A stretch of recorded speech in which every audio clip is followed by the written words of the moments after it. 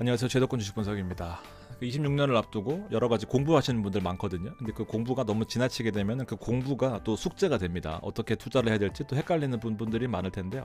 제가 오늘 실제로 모아가는 ETF들 바탕으로 우리가 진짜로 생각해야 될 것들이 뭔지를 한번 정리해드리겠습니다. 자, 키움자산운용이라고 있거든요. 저랑 좀 컨셉이 비슷해요. 왜냐하면 인기 있는 상품들을 내놓는 게 아니라 낯선 상품들을 내놓고 있습니다. 저만 해도 커버드 콜을 2년째 밀고 있거든요. 남들이 안 가는 길을 가는 것에 대해서는 뭐 인기는 좀 떨어질 수 있겠지만 결국 소신이 필요하다라는 생각은 하고 있습니다. 실제로 도움이 되는 포인트들도 있을 텐데요. 자, 제가 모아가는 ETF를 한번 보면 실제 지금 키움 것만 가지고 왔거든요. S&P 500을 바탕으로 탑 10 종목 위주로 한 다음에 슈드를 25% 담아가는 컨셉입니다. 딱 봐도 시장의 하락에 일정 부분 대응할 수 있겠다는 생각이 들고요. 장기적으로 또 15년 목표로 한 다음에 S&P 500을 바탕으로 시장의 상승을 추구한 다음에 나중에 슈드로 바꿔가는 그런 컨셉. S&P 500과 골드를 같이 가져가는 겁니다. 제가 늘 강조드리는 게 ETF는 결국 조합이거든요.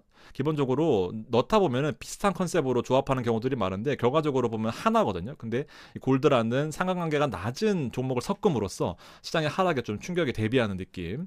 S&P 500 본주를 바탕으로 슈드를 같이 가져가는 거. 그다음에 공격적으로 양자 컴퓨팅은 제가 매일 5주씩 모으고 있는데요. 이런 것들도 좀 길게 보면은 적은 시도로 큰 수익을 낼 수 있는 어떤 그런 포인트가 있을 겁니다.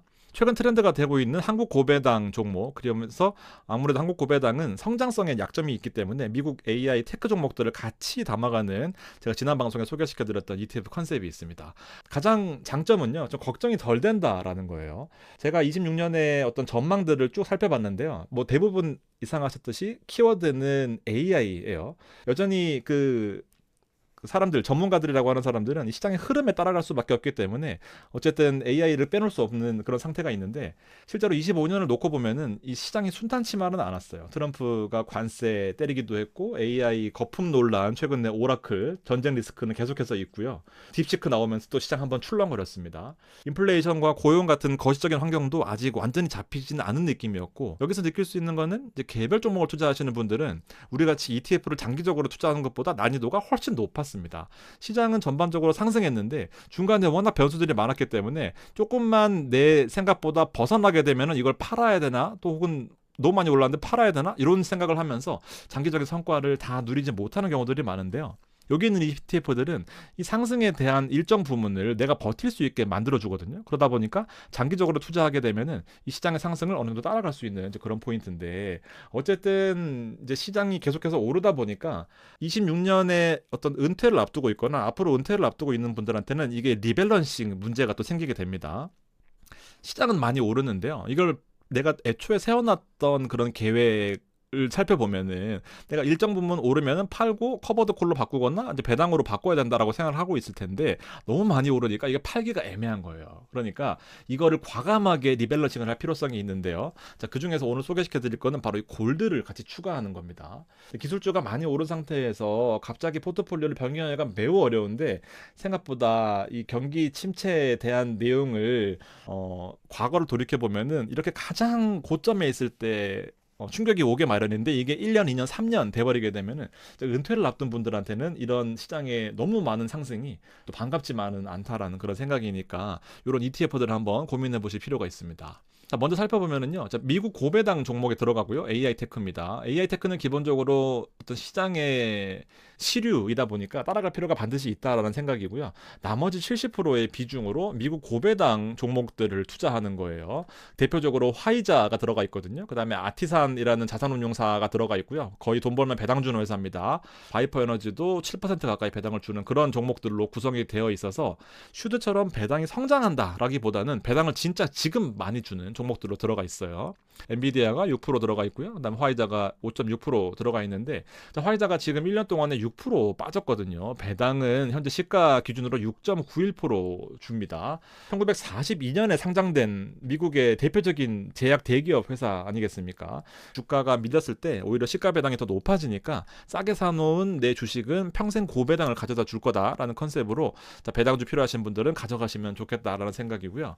그리고 한국 고배당 고배당과 미국 AI 테크를 같이 가져가는 조합도 있습니다. 한국고배당은 지금 한타가 가장 높은 비중으로 들어가 있고요. 삼성증권 최근에 주가 많이 하락했는데 오히려 들어갈 수 있는 좋은 포인트가 될 수 있을 것 같습니다. 기업은행이나 삼성 뒤에 업고 있는 제일기획, 삼성카드, 전통적인 금융 고배당 종목들로 구성이 되어 있고 나머지가 30%가 AI 테크로 들어가 있으니까 이런 종목들도 좀 볼 필요성이 있고요.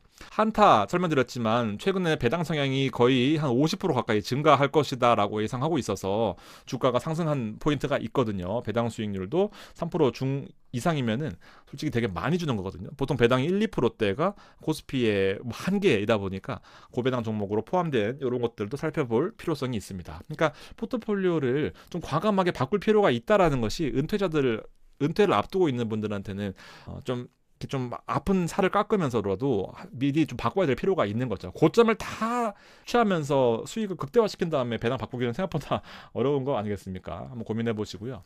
제가 말씀드리고 싶은 거는 이제 S&P 500과 골드를 같이 섞어가는 그런 컨셉입니다. 자, 골드는 사실 20년 이후부터 좀 각광을 받기 시작했어요. 역사적으로 돌아가 보면은 채권이냐 혹은 주식이냐 논란이 되게 많았고요. 금은 사실상 배당이 없는 그냥 순수 금이기 때문에 투자에 대해서 좀 난이도가 높았거든요. 근데 지금 보시게 되면은 너무 많이 상승하는 국면에서도 이게 맞아? 하면서 다른 자산을 생각할 때 채권은 좀 들어가기가 애매한 포인트들이 있잖아요. 그러다 보니까 이 너무 시장이 올랐을 때 안전자산을 일부 가져가고 싶은데 할 때 같이 금을 가져가기 때문에 이 기술적 상승 트렌드에서는 안전하게 계속해서 올라가는 것에 베팅하는 사람들과 빠질 수도 있을 것 같은데 금이 또 있습니다. 그리고 인플레이션도 계속 높았었고요. 그러다 보니까 시장이 빠질 때 더 많이 올라갈 수 있는 포인트가 바로 이 금의 또 중요한 포인트 중에 하나다 보니까 이런 것들을 같이 가져가는 것도 괜찮다라는 건데 금이 최고점에서만 안 사면은요 좀 크게 상관없다라고 생각인데 지금 계속해서 금이 상승하고 있다가 조금 꺾인 모습이니까 괜찮을 것 같아요. S&P 500과 골드를 같이 가져가는 건데 S&P 500 을 90% 가져가고요. 나머지 10%에 골드 들어가는 거거든요.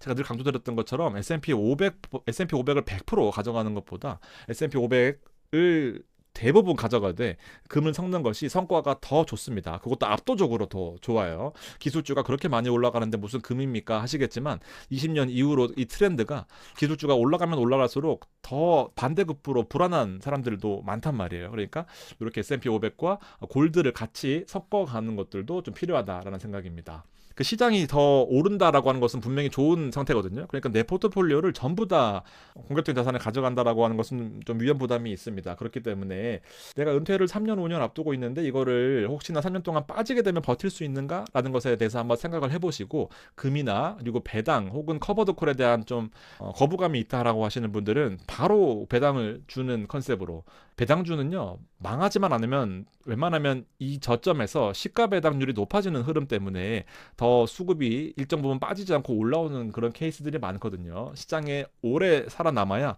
내 은퇴 자산들도 오래 살아남습니다. 그래서 적당한 때 리밸런싱을 하는 것 좀 필요하다라는 말씀을 드리면서 마무리를 하겠습니다. 고맙습니다.